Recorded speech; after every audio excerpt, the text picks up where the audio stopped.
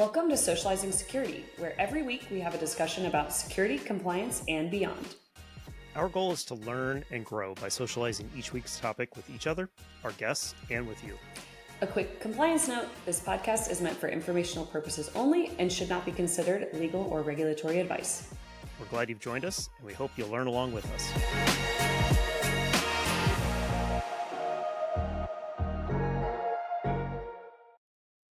Welcome back to another episode of Socializing Security.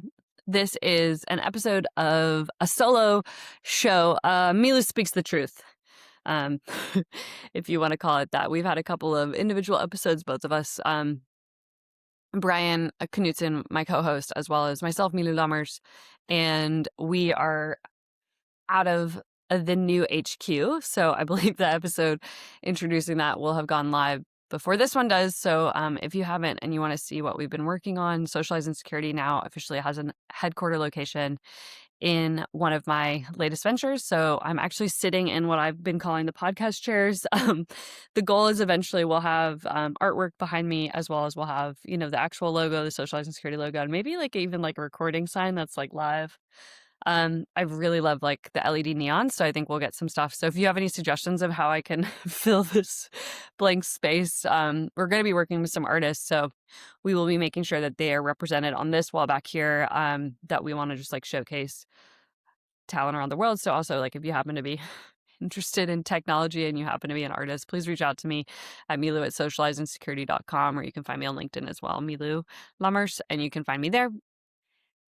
We are going to do a Milou Speaks the Truth episode today, and I think I'm going to talk about what the F is going on with my work stuff at the moment, because I think I've been getting just a lot of feedback from folks on LinkedIn and stuff, and they're seeing stuff and they're like, what are you up to? And so I figured I would just kind of just give a founder's, a CEO and founder kind of just update as I'm just going to talk with y'all about what's going on right now, what I'm trying as a content creator, what I'm doing as a small business owner, what I'm doing as I'm growing my startups. What does that look like? And I figured I would just do that. So I need to take pauses because I don't have my lovely co-host Brian to pop off while I'm taking a sip of water. So I'm sitting in a new space called Taroteco, and this is my latest venture. And so effectively my small businesses, I have a couple, compliance counsel that you might have heard of. I have a law firm as well called Cyber Counsel. And suddenly those ventures started kind of just growing out of my house. And I say that as I'm recognizing that I feel super privileged and really lucky to be able to say that. My companies are self-funded, so everything that I've done, I basically just have invested in myself. I'm the daughter of immigrants, and I'm very, very proud of that fact that English is not my first language. Dutch is my first language, and I learned to speak English when I grew up in the States. So I'm very grateful to say that if you invest in yourself and you are smart and you are innovative and you are just kind, I think very often the universe does at least try to support you.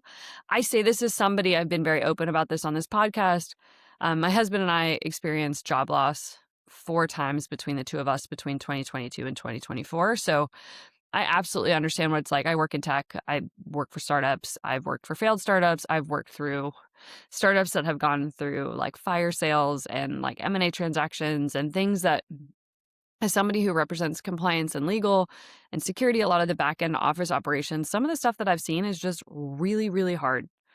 And occasionally it's also really good to just stop and be like, holy crap, things are working.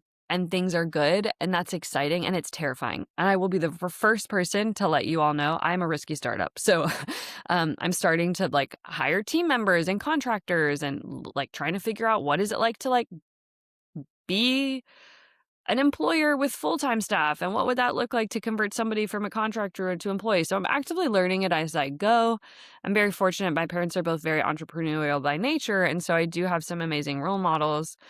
But a lot of it, no one in my family was a lawyer before me, and that's including in my entire extended family. So I'm the first lawyer, I guess.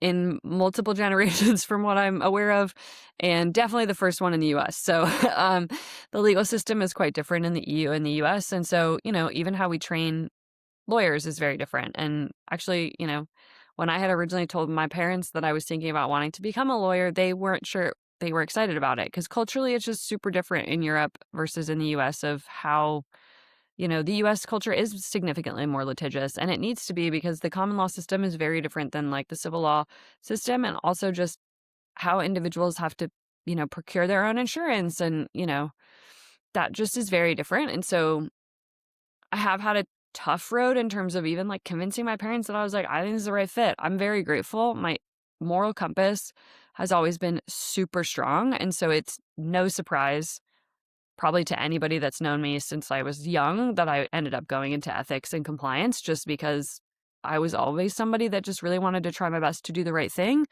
Whether that was, I think in the 8th grade, I started like a very large fundraiser for women in Uganda that had been, victims of domestic violence and human trafficking. And I was just doing that, out of the good of my heart because that was how I was raised. And I was raised by a family and friends and community of people that just give a shit, that just want to do the right thing. So I'm very grateful that that is just part of my culture. And so it's not surprising that when I join an organization, I work mainly with startups and small businesses. When I come in, I'm always the first to let them know, like, hey, if you want just a bare minimum check the box compliance officer, I'm not your girl. I'm not that person. Of course, we're going to meet the minimum requirements, but I'm always going to be pushing the startups that I work with to continue to mature, to evolve, to adapt, to set the standard amongst their competitors so that when one of their customers asks them for XYZ thing, it's like, yep, we've got it, or we can do that, or we have an answer. Whether or not it's, hey, this is on our roadmap in the future, or you know what, let me think about it and we'll get back to you. And we come up with a plan and then we try to figure out how can we actually truly say when we have a compliance team and we have a compliance function that when we say that we actually comply with all applicable laws and regulations, we know what those rules are and we know that we are absolutely trying our best to do more than just the bare minimum. And those are things that I have always been super transparent with any of my clients. I started consulting on the side. I was working at a startup that was failing, and that was super scary. And my husband had just lost his job. And I went to my boss at the time and was like, hey, I am, wearing more hats than I'm supposed to, and I'm doing more work than I'm supposed to, and I want to continue to support, and I'm going to stay here as long as I can, but I need something else on the side, some additional security. And fortunately, my boss at the time was like, all right, like figure out a way to do that. And, thank you for letting me know and good luck. And that's how Compliance Council was actually founded, was because I was working at a startup that was failing. And that was super stressful. I will say, working at a place where your bosses let the team know the week of Christmas that we weren't getting our paychecks and that they were backdating and like doing some really just shady stuff. My colleagues, friends, team members, we've felt that for years. That stress of suddenly being like, oh my gosh, how am I going to pay my bills? Especially like, how am I going to pay for Christmas presents? Like truly the worst timing I personally think of, like to have a company default or to, basically declare bankruptcy or to suddenly just not be able to make payroll. To do that then, to do that the week of Christmas. Whew, my friends and family and colleague, that were impacted by that, they're still struggling. And that was already years ago. And it's because that's what the culture has felt like in the technology community. It's been very cutthroat. Tech has always been cutthroat. I think that's the thing that people are always like, oh yeah, like, oh, you work in tech and like you can, have ping pong tables at the office. And, there are absolutely perks to working in technology. I think it is so innovative. And I think it's the right like environment if you like to learn stuff every single day.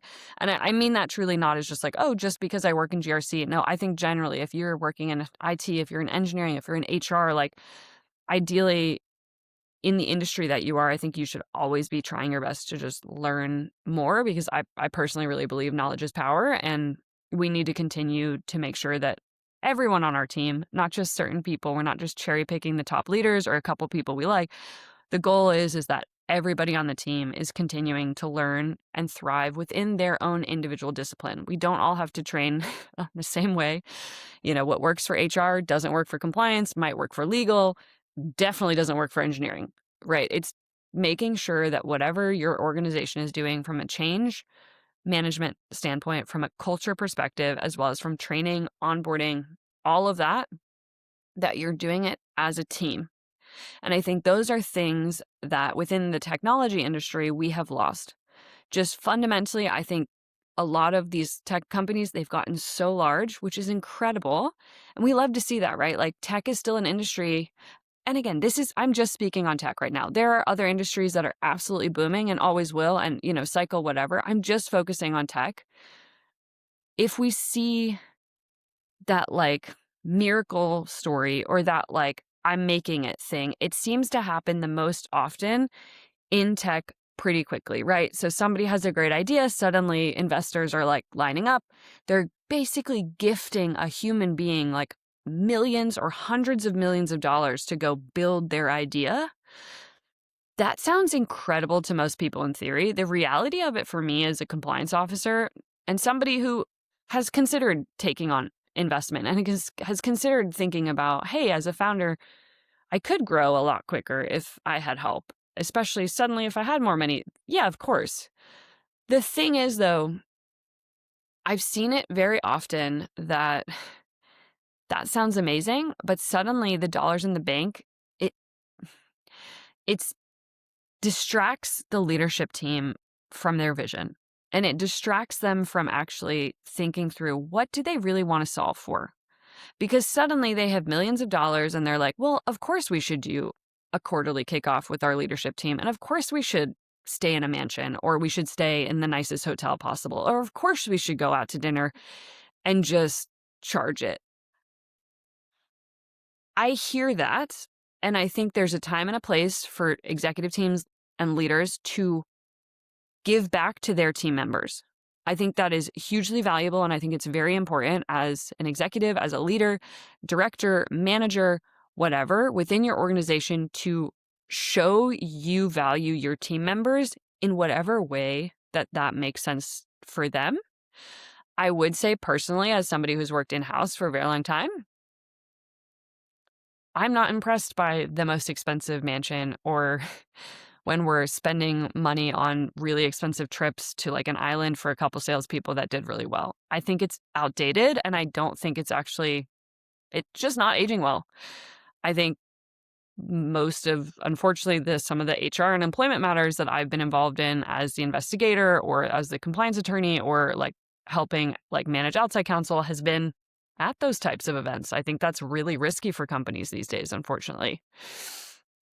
I think a lot of people would probably value more time with their community and their family and actually pursuing their passions. I think there are some really large like management companies around the world that they invest in stipends for their people to work out or for hobbies or to do good in the world. And I think we need more of that. I think that is really valuable to also just give your people time and respect and just kindness. I think those are things that matter a lot. I think, yeah, like, do people want a pizza party anymore? Probably not. Do they maybe want a gift card to their favorite restaurant so that they can take their significant other, their family member, their best friend out to a nice meal on their boss's behalf without their boss?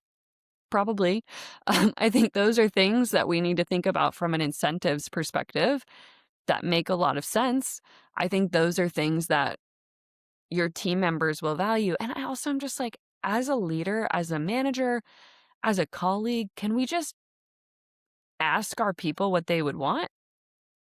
I've worked at so many companies. I get a lot of commentary. I care a lot about like swag and like wearing merchandise. Because I was an athlete, I want to wear stuff that like, it's as if it's my team. I want to wear it and it's so comfortable that I don't even realize that I'm wearing my like logo. That's the goal for me. I think,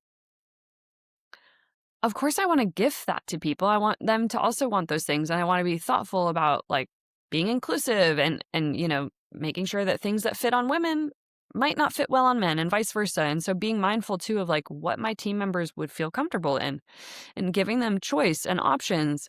I think these are things that to send a care package to a new hire, and I say this as I'm somebody, I'm a sucker for a swag box. Like I am somebody, if you send me like your company stuff and it's legit, I will probably rep it. I'm being honest here. This is Milou Speaks the Truth. I think we've lost a lot of like, no, I think it's really valuable for team members to be given the choice to represent your brand. They don't have to, right? It's creating content and swag and merchandise that's so cool or that's like so personal that they're actually like, no, actually, I'm proud of where I work. I want to represent the founder. I want to represent the executive team. I want to represent the stakeholders and make them proud to show like, hey, I'm really proud that I work for Compliance Council. I'm really proud that I support Socializing Security. I'm really proud that I do these things because it's where I spend all of my time. Like, I think that's the other thing that we've lost is like, we just need people to be respectful of the fact that we are now pretty much all always online 24/7, 365. I respect the heck out of folks that set boundaries as they should. I have a work phone and a personal phone, and I do that on purpose so that occasionally I can just turn off my work phone or leave it somewhere because at a certain point, I shouldn't be responding to text messages or Slacks or emails, whatever it is. And those are things that I just really believe in because that's culture. That is something that like, no, I shouldn't be really easy to reach on a Saturday. 100%, unfortunately for me, I do instant response and, I'm a CISO. And so like security incidents happen 24/7, 365. It doesn't matter. Obviously, like there has to be an escalation thing, but it doesn't mean that I should expect my team members to work on a Saturday. These are things that I think we've forgotten. And I think a lot of this has to do also with the pandemic and, we all suddenly were online all the time because we were bored in the house and we were in the house bored. And I think a lot of companies really succeeded in that time as much as like we can say, yeah, it was super stressful. I'm the first to admit it was really stressful as the person that had to invoke the disaster recovery plan live while it was happening to being like, I don't know what we do. Like I will never forget drafting those memos being like, well, there is no template for this. We're all just flying by the seat of our pants. So suddenly we saw this move away from in-person or like hybrid work and we all went remote, which was incredible. And I'll say, absolutely love working remote. I am always going to be a founder that supports remote-friendly environments and tailoring requirements to the individual person and not setting standards at the top level because it doesn't make sense. What makes sense for a 22-year-old might not make sense for a 32-year-old, may not make sense for a 42-year-old to 52 to 62 to 70, 80, whatever. Like the concept of having different generations or cultures, as I prefer to say, within an organization also means that sometimes your corporate policies needs to be flexible, which I say that as somebody who freaking loves drafting policy. And I like it to be inclusive and I like it to be thoughtful, but also rules are meant to be broken sometimes. Truly, like I say that as a lawyer, occasionally, like I once worked for a company that had corporate policy that we weren't allowed to purchase water bottles on corporate trips. They would not expense you for a water bottle unless you purchased it with a meal. You know what's significantly more expensive? A water bottle at a restaurant versus at a grocery store. So suddenly, this particular water bottle, for example, would have cost $8 on my meal instead of $2. That is bad policy and is supposed to be like, just doesn't make sense. Again, I'm somebody that would have raised that to the leadership team and been like, hey, so like this doesn't make sense. And fortunately, because I'm a steward of the company and represent the best interests of the company and not necessarily the leaders, that's the unique perspective of being a chief compliance officer and like a data protection officer, CISO, is you're supposed to be independent. You ultimately still have a reporting obligation to the authorities, to the employees, to the customers, if you're doing your job well. So this is something particularly as a lawyer, I care a lot about because obviously like I'm held to a different standard for my own compliance requirements as an attorney, as a lawyer, as somebody who's licensed to practice law. So there are things that I care a lot about just because, again, I have a high moral compass. I always have. I'm like, you'll never hear me say I'm the police within an organization. I think that's icky and outdated. I am the enforcement arm, right? Ultimately, like corporate governance, you can't really govern without a compliance function. You can't really govern without governance, risk, and compliance. It's just like GRC, like without any type of enforcement team to actually investigate, to improve, to mature systems, programs, policies. If you don't have that, like you're really behind. And I say that out of like truly mutual respect, as being like, hi, I'm a small business owner and some of my stuff is not perfect. It will never be perfect. I think that's the thing when we talk about getting a job in compliance is if you like the uncertainty of knowing it will never be done, great. Please come join us. Like, and for certain people, they're like, oh, I would hate that, right? Like, I don't like that type of mindset of being like, it's all gray. It's not black and white because every single compliance program is unique and individualized to every single company in the world. There are no two compliance programs that are alike. There are no two risk registers that are the same. There are no two information security policies programs that are the same. They might be using the same template because a lot of them have like moved into automation and tooling. That's amazing. Just because the template is the same does not mean that it's executed in the same way in any company. That's what makes audit such a fun place to be, is because every company can interpret a control, a rule, a requirement from an information security standard or any type of like governing standard and implement it differently. That's what I love about my job. Every single one of my clients, it's different every single day, and actually every single audit. It's always different. It's constantly evolving. It's really rapidly innovating, especially with generative AI and the rise of those risks. I'm really tired though sometimes. It's hard for me even to keep up. Those are my things on where we're at.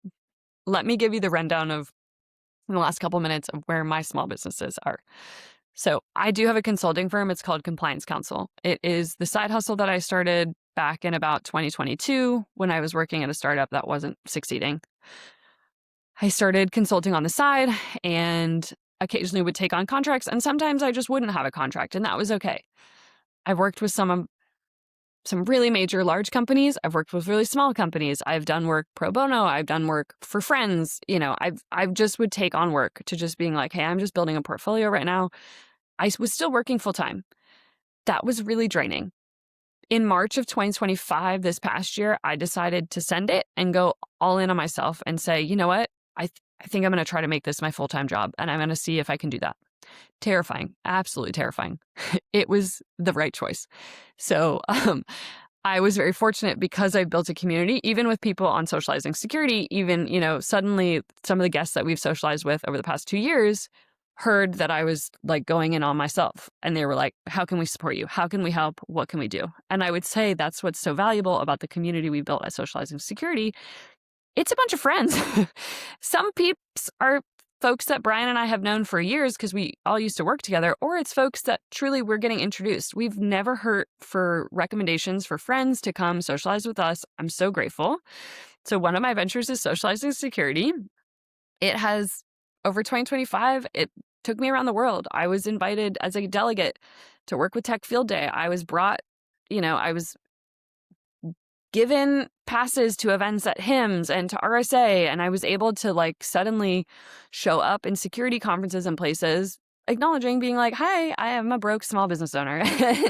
And being, I think, open and transparent with folks to being like, I'm actively building and I'm trying my best to do it on my own. People are like, you go, girl, let's do it. Let's figure out how we can help you. It was amazing. I met some really amazing folks at those types of conferences, and I'm still friends with them now, and they continue to check in with me and are like, how's it going? They keep sending me referrals. So one of my first clients that I got full-time when I went in on my own was because one of my old colleagues was suddenly the chairman of the board for a new startup. And he was like, hey, if you're thinking about compliance, you need to talk to Milou. She's the best. That's like the best recommendation ever. And coincidentally, at the same time, another person was like, oh, hey, like I saw a fractional role for a fractional chief compliance officer. I put your name in the ring. I hope that's okay. Yes, thank you so much. So the word of mouth referral thing was real. I would say it's hard to do if you're quiet about it. So if you're building something quietly as a startup, I would absolutely recommend that you continue to make sure that you're talking to your community about it. You don't have to be online like I am. I'm not saying that. You don't suddenly have to have a podcast and post actively on LinkedIn. Your privacy preferences are allowed to be private. and you can have your own things. Talk to your friends though, talk to your family, talk to your community. Let them know what you're working on, because you'll be so surprised the second that I give somebody like oh yeah, I also have a law firm. It's called Cyber Counsel. They're like, wait, amazing. I had no idea. How can I help you? Where can I follow you? Like, you can just offer those things and see. And, so I also have a creative agency that I do for social media content creation and, for merchandising. I have an asset management company. Suddenly I'm hoping one day I could be an angel investor and to actually invest in other startups. And so what better way to do that by investing in my own startups? Those are things that I'm very fortunate because I have a legal degree. I was taught and trained how to build structures that not only protect myself financially, but also make it easier for me to have more flexible options with my work life. I like a diverse workload. I've never been one person that could ever do one thing at a time. I was a liberal arts college kid. I struggled in law school because it was all one of the same thing. um, it felt very similar, all of it. And after that, I knew I never wanted to work a job where I was going to do the same thing every day. And I'm very grateful for that. I literally don't. I don't even do the same thing within a couple hours. I do anything from like being on a TikTok live, which is so interesting and also icky sometimes. And then I'm designing logos on Canva for my companies. I'm onboarding team members. I'm training folks. I'm starting to meet with my clients and being like, hey, I'm really excited to introduce you to my consulting team and to my staff and my group of people.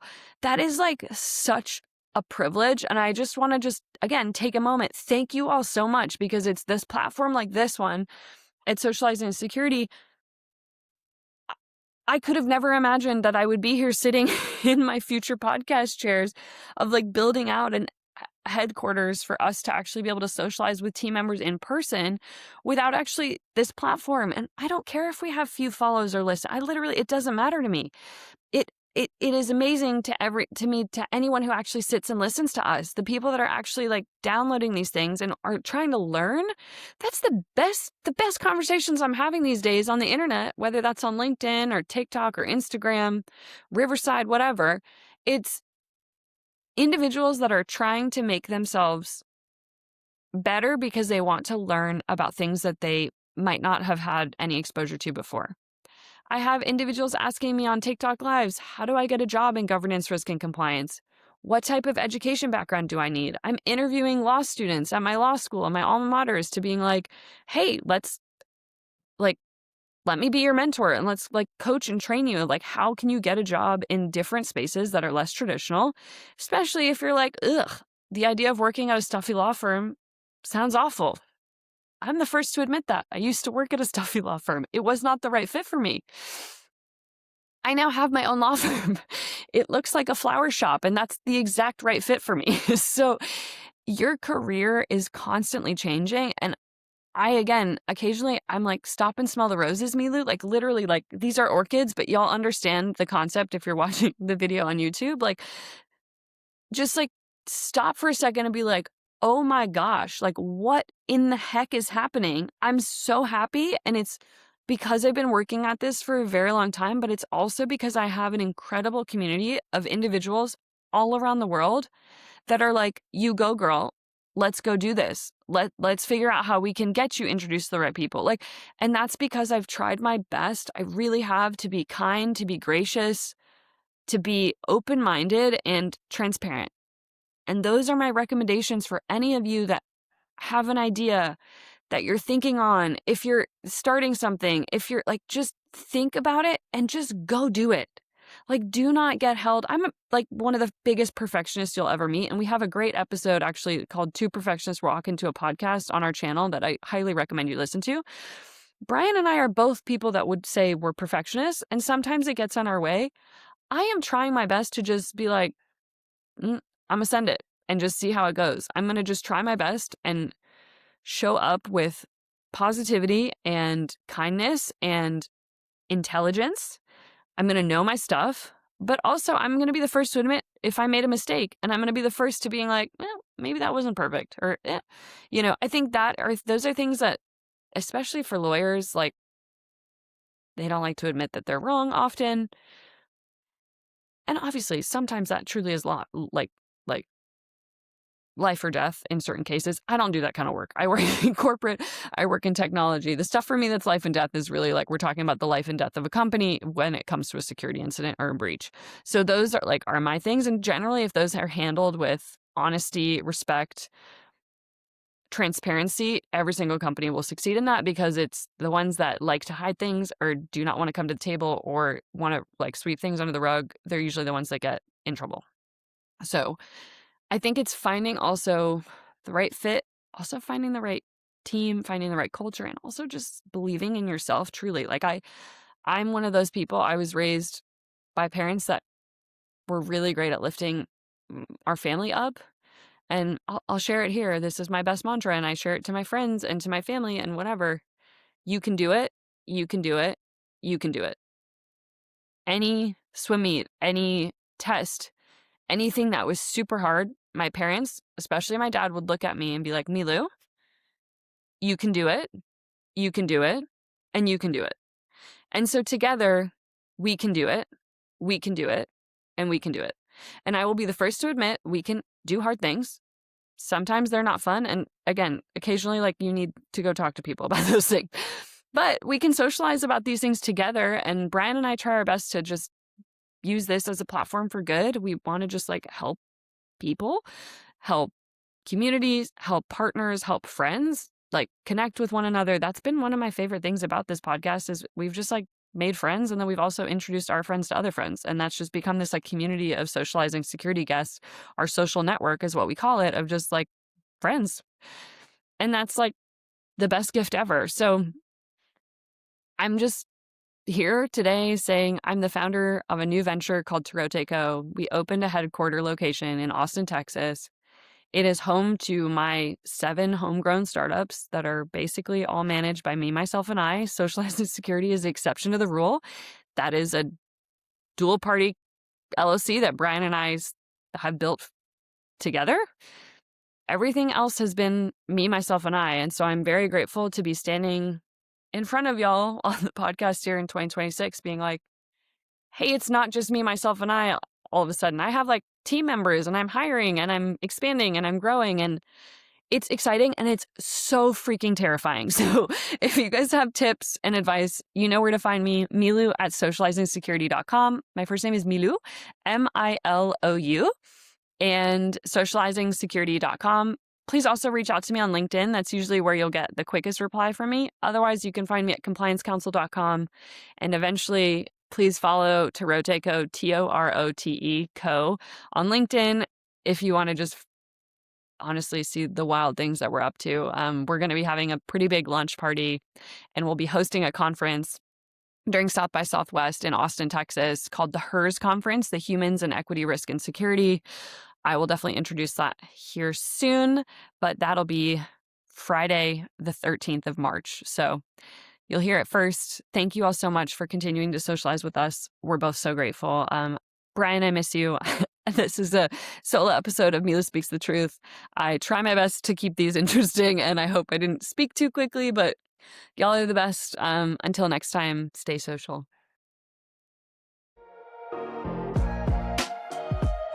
Thank you for joining us for another episode of Socializing Security. We hope you learned a thing or two with us. If you'd like to continue socializing with us on this topic or have feedback, we'd love to hear from you on LinkedIn or social media. Just search for Socializing Security. Or you can email us at info@socializingsecurity.com. Until next time, stay social and stay secure.